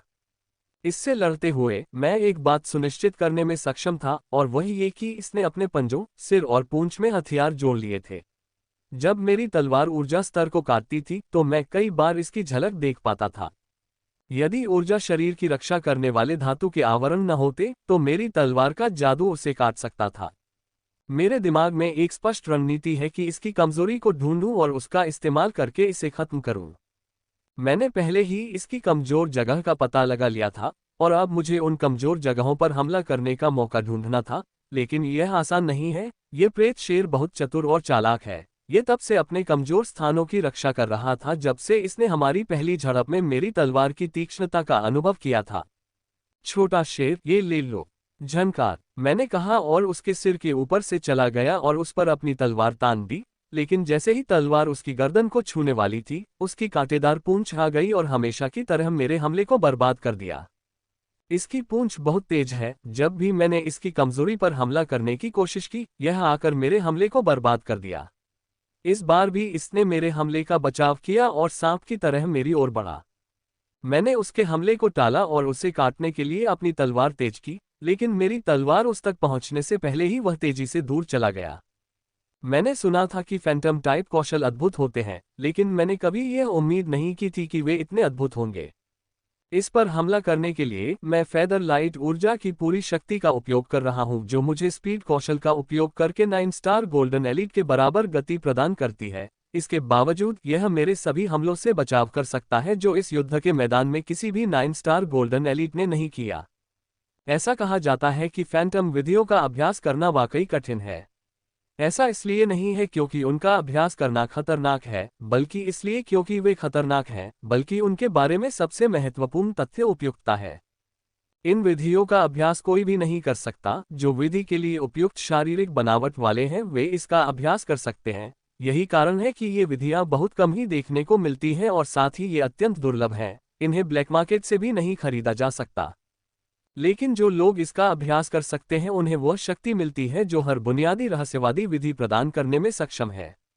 जैसे ये फायर हॉर्न लायनमैन, जो एक कॉकरोच बन गया था। चाहे मैंने कितनी भी कोशिश की, मैं उसे मारने में सक्षम नहीं हो सका। लेकिन यही बात इसे और अधिक रोचक बनाती है, क्योंकि इसे मारने के बाद मुझे जो उपलब्धि का एहसास होगा वह अद्भुत होगा। Clang clang clang. मुझे प्रेत शेर से लड़ते हुए आधा घंटा हो गया था, लेकिन अब तक मैं उसे ज्यादा नुकसान नहीं पहुंचा पाया था। जब से मैंने वॉरजोन में प्रवेश किया है, यह एक एकल प्रतिद्वंद्वी पर बिताया गया मेरा सबसे अधिक समय है।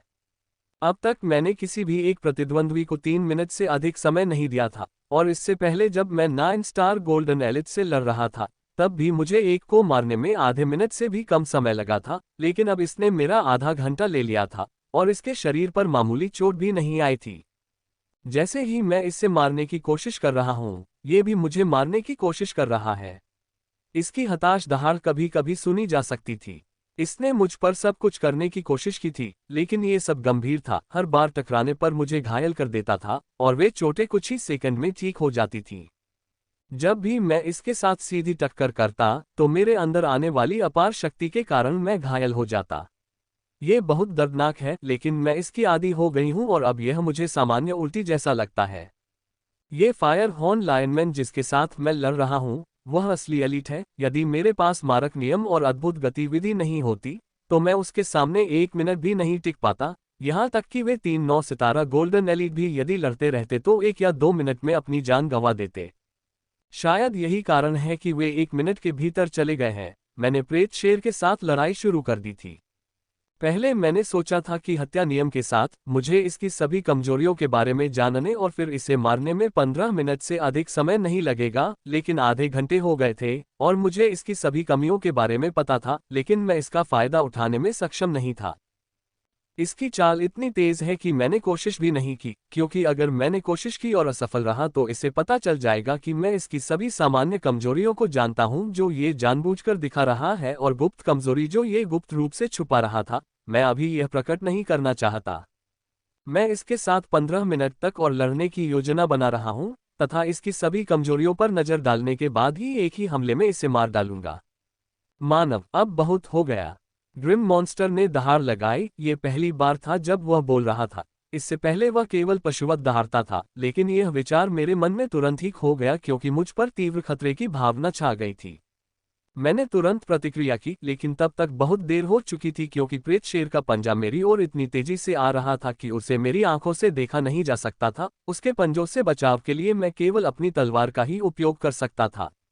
झनकार, हमारे हथियार आपस में टकराए और जैसे ही मैंने टकराया मेरा शरीर थोड़ा सा हिल गया, इससे पहले कि वह एक तोप के गोले की तरह मेरी तलवार के माध्यम से मुझ पर भारी दबाव के साथ वापस आ गया। अधिकांश बल मेरी तलवार द्वारा अवशोषित कर लिया गया था, लेकिन अभी भी एक बड़ी मात्रा में बल मेरे शरीर को नष्ट करने के लिए मुझ पर आ रहा था।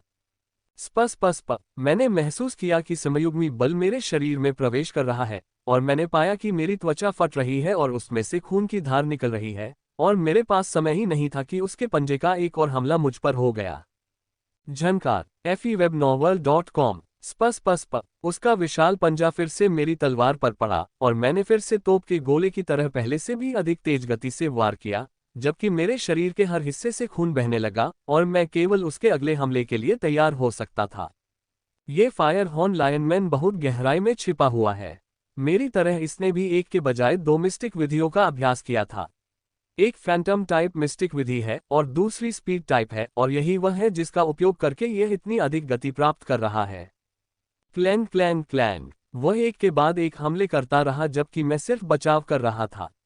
ऐसा नहीं है कि मैं हमले का बचाव नहीं कर सकता था, मैं कर सकता था। मुझे पहले के हमलों को आश्चर्य के कारण सहना पड़ा और मैंने सक्रिय रूप से हमला करने के बारे में सोचा, लेकिन जल्द ही उस विचार को त्याग दिया क्योंकि अब इसकी गति बहुत तेज है। यह आसानी से हमले को चकमा दे देगा।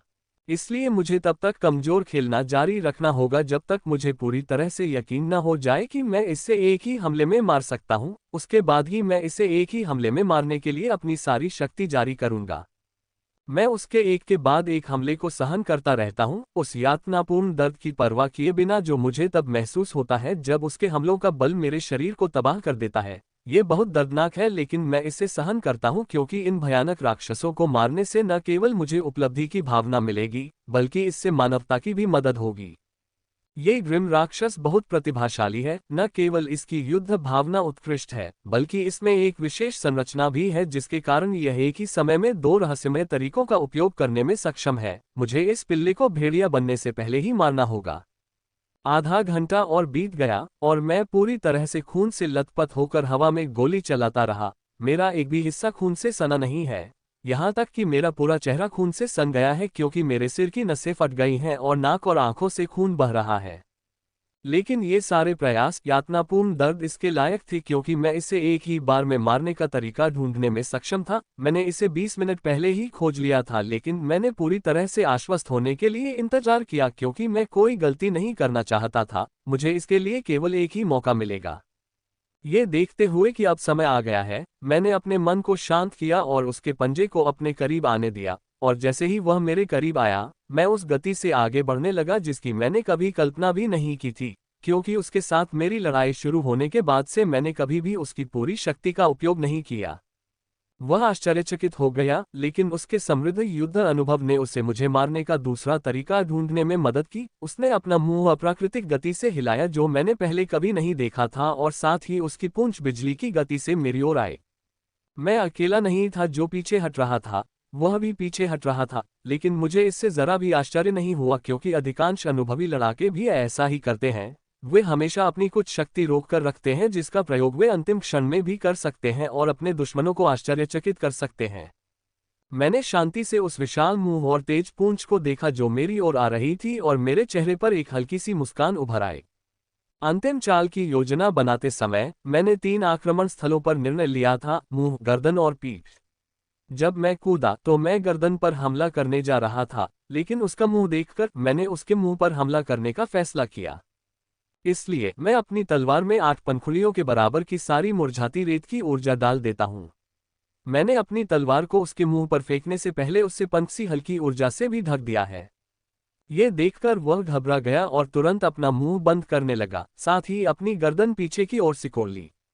उसकी प्रतिक्रिया तेज थी, लेकिन मेरी तलवार उससे भी तेज थी। इससे पहले कि वह अपना मुंह पूरी तरह से बंद कर पाता, वह पूरी तरह से उसके मुंह से निकल चुका था।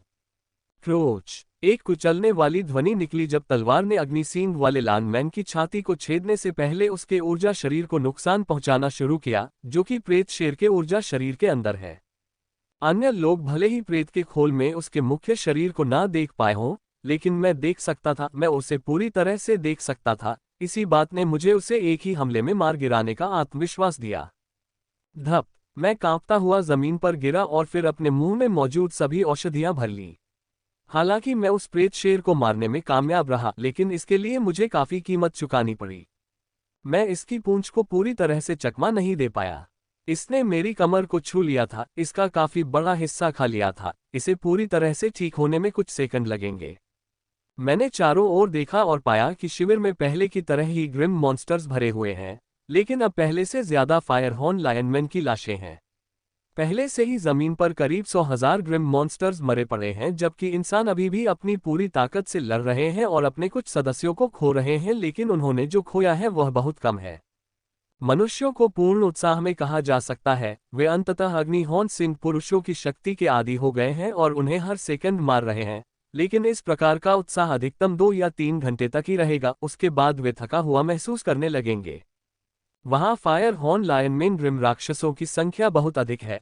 अंदर का टेलीपोर्टेशन गेट अभी तक बंद नहीं हुआ है, और यही कारण है कि फायरहॉर्न लायनमैन का प्रवाह उनके माध्यम से आता रहा।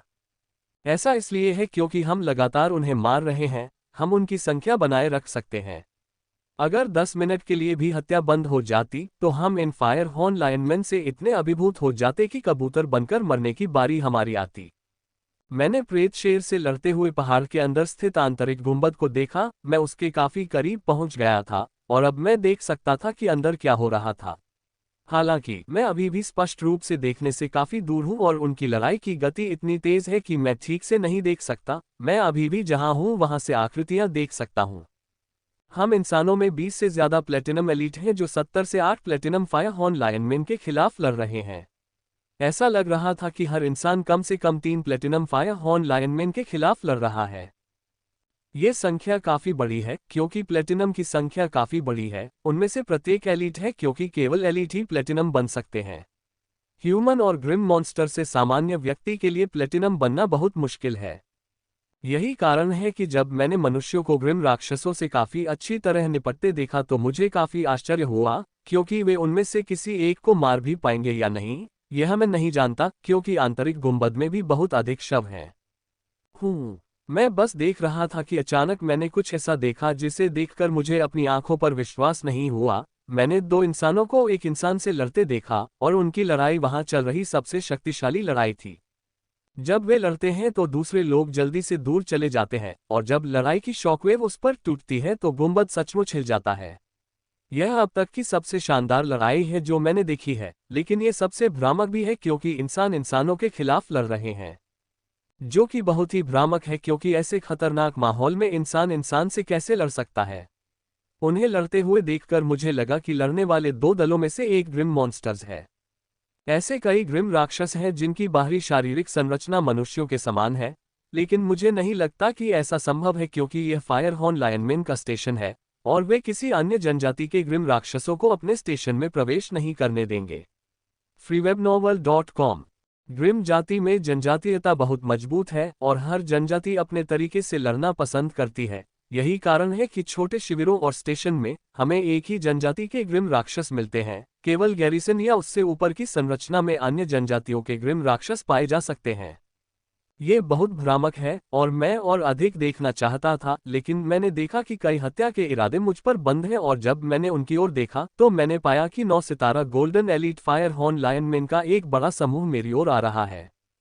उन्हें देखकर मेरा मूड खराब हो गया, क्योंकि मैं चाहता तो ये होता कि वे कुछ सेकंड बाद आते, क्योंकि तब तक मेरे पैरों की चोट पूरी तरह से ठीक हो चुकी होती और मैं अपनी पूरी क्षमता से लड़ने में सक्षम हो पाता।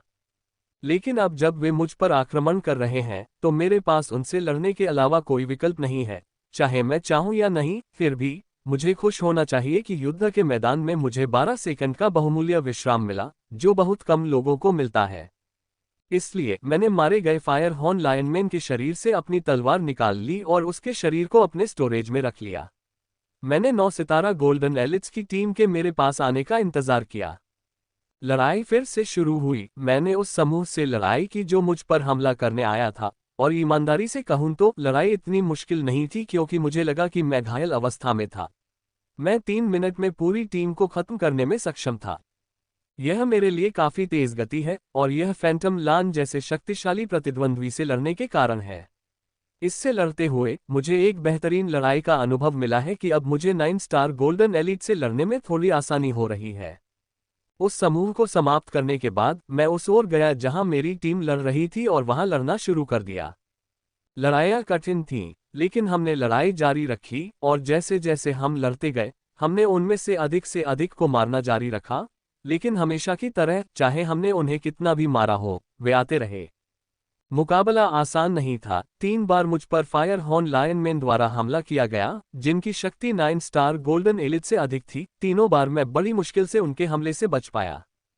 यह अच्छी बात थी कि स्टीफन ने मेरी मदद की, नहीं तो मैं बहुत पहले ही मर चुका होता। सिर्फ मुझ पर ही नहीं, बल्कि मेरे साथियों पर भी शक्तिशाली फायर हॉर्न लायनमैन ने हमला किया था। जब किसी की युद्ध शक्ति से ऊपर के लोगों ने हमला किया तो कई लोगों ने मदद की, चाहे वे उसी टीम के हों या दूसरी टीमों के, उन्होंने मदद की। लेकिन कभी कभी मदद समय पर नहीं पहुंच पाती और लोग मर जाते हैं। मेरे साथी मार्टिन की भी ऐसे ही मौत हो गई। उसे बचाने में हम बहुत देर कर चुके थे। मुझे यह नहीं कहना चाहिए था, लेकिन मुझे खुशी है कि मार्टिन की मौत हो गई। टीम में उसकी छवि बहुत खराब थी और वह हमेशा अपने साथियों को परेशान करता था। टॉम ने कहा था कि उसे बलात्कार के प्रयास के आरोप में डेथ ब्रिगेड में भेजा गया था। इसलिए हालांकि टीम के साथी उसकी मृत्यु देखकर दुखी थे, लेकिन वे उस तरह शोकग्रस्त नहीं थे जैसे हमारे उन साथियों के थे जो उस पहले मिशन में मारे गए थे जब मैंने अपनी टीम के साथ यह काम किया था। जब हम लड़ते रहे तो ऐसी घटनाएं होती रहीं और ग्रिम मॉन्स्टर्स आते रहे। चबा चबा इस तरह 1.5 घंटे से अधिक समय बीत गया, जब अचानक एशलिन ने मुझसे मानसिक रूप से बात की और बताया कि उसने पहाड़ के ऊपर कुछ प्लेटिनम ग्रिम राक्षस को उड़ते हुए देखा है और कुछ मनुष्य उनका पीछा कर रहे हैं।